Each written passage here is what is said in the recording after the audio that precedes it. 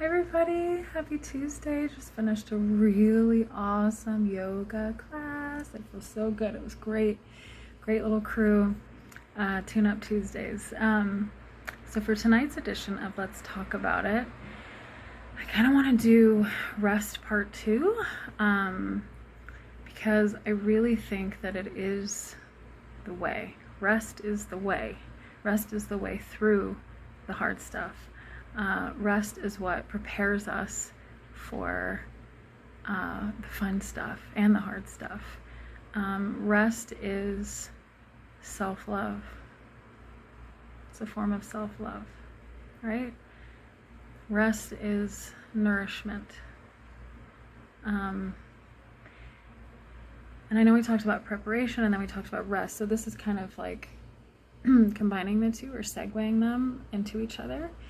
Because like we talked about last time, there are different kinds of rest. So whether it means unplugging from your phone, or literally laying on the couch all day, or sleeping until noon, or rest for you is actually like being outside. Just honestly, I don't know about you, but just getting 20 minutes in the sun is like a game changer for me. Just feeling the sun on my skin and the breeze and the air.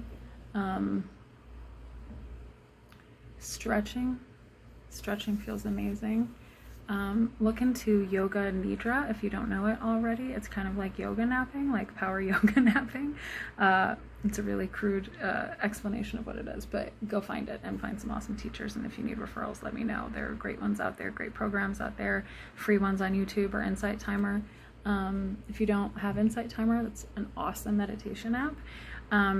If you are a Black, Indigenous person or person of color, there's a meditation and mindfulness app called Shine, where most of the meditations are voiced by people of color.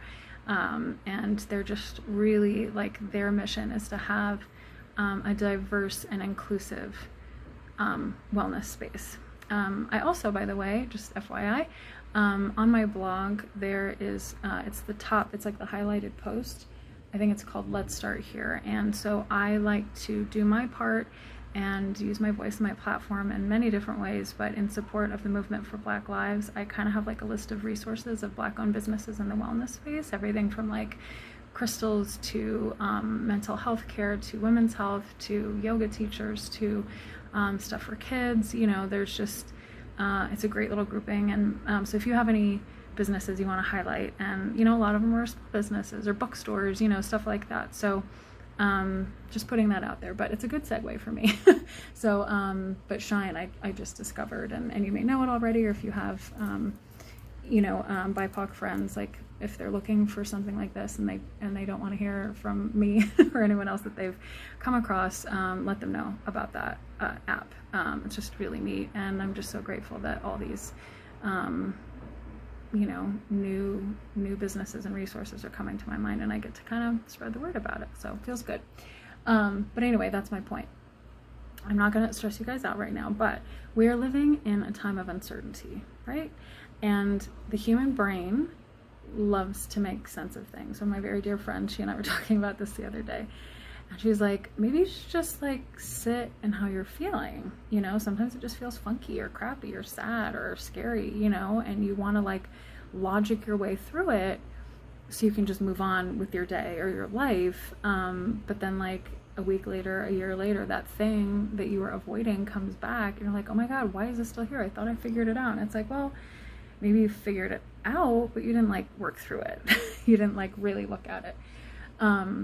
So anyway, it's because, you know, a lot of us definitely have a heightened version of this, more than others, I think, but it is natural for the brain to want to make sense of things. So when we are living in this time of uncertainty, what's happening is we are constantly like, you know, and I'm sure you've heard this, that our brains are like actually little computers, right? So we're getting all this data and all this information and all this stimuli, and a lot of it doesn't make sense. A lot of it may not actually be facts.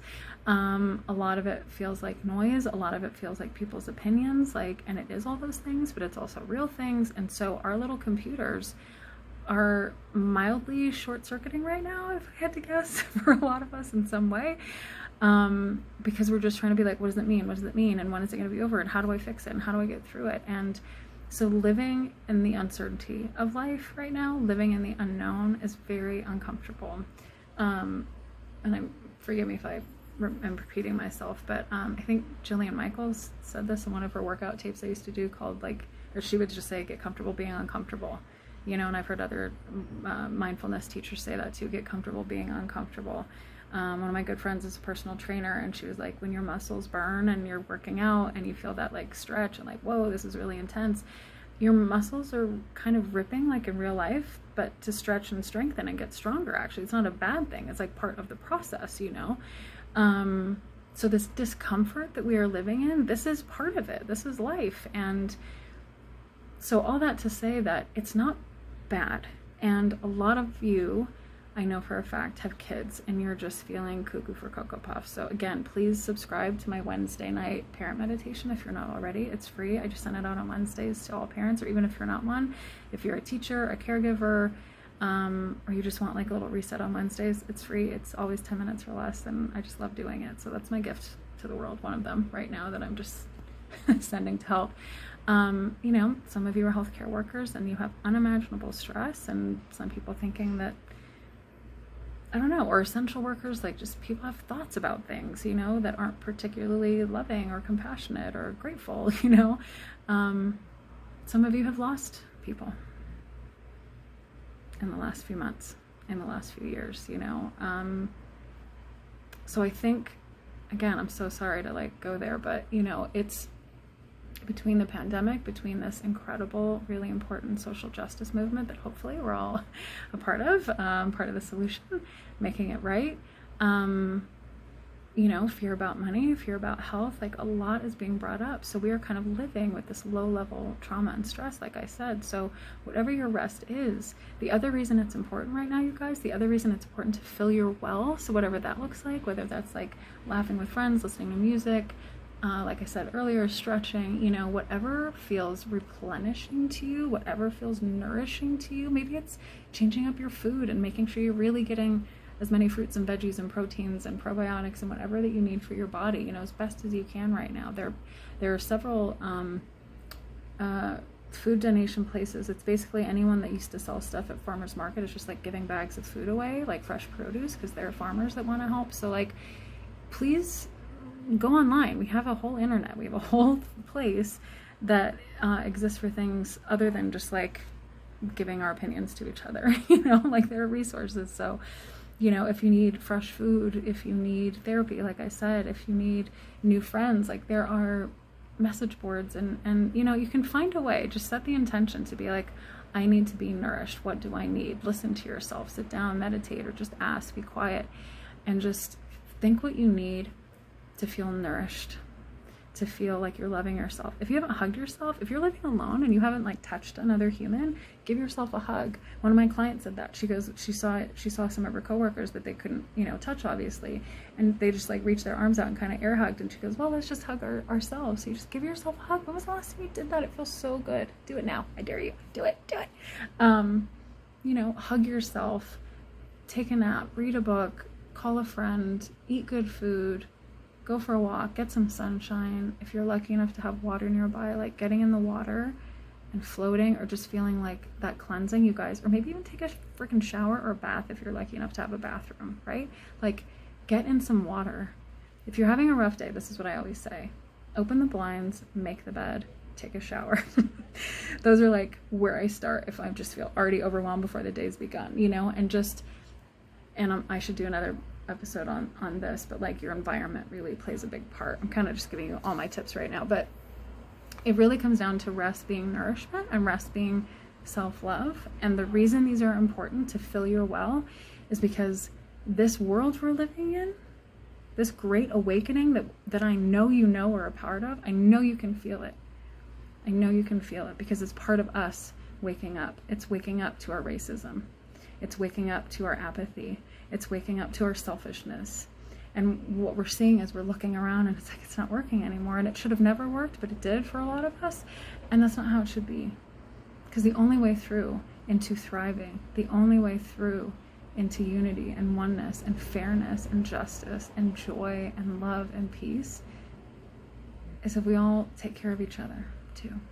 if we remember we're in this together. So there are going to be days when you feel on top of the world and fired up and ready to go. And I'm going to school the crap out of my kids here, and I'm going to love it, and I'm going to cook, and I'm going to ask for help, and I'm just crushing my home life, you know, or somehow my business is taking off right now because I can be of service, like service and gratitude, service and gratitude, service and gratitude, shortcut to everything, to all good things, you know, or oh my God, I volunteered for this campaign, or I volunteered for this like organization and I feel really great. And on my blog, there's also something called a blog called Paperclips something.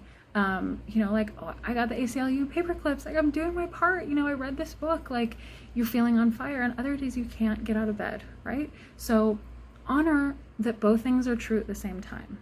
That one day can feel like this, and one day can feel like this, and some days can have all the things and everything in between. So when we have days when we are being called to rest, or we have the opportunity to just be still and go in and nourish, please do it. Because that is how you get to the days of fire, where you're on fire, right? And you're taking loving right action in the world, and you feel on top of it and grateful, and you feel into all of it. That rest will also help you on the super hard days when you have nothing left to give, but you've rested, so you can at least make the decisions you need to make for that day. Because you're still going to have decisions to make, even on the hard days, right? It's being a grown-up.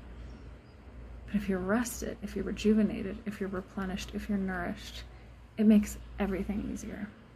So there's my deep dive. Sorry, not sorry for all the tangents. I just think you're all wonderful. Thank you for being here. It is called Let's Talk About It. I know this is long. I'm going to try to keep them shorter, but I've been thinking about this all day, and I'm going to listen, but I might delete this one too, but probably not. So thanks for being here.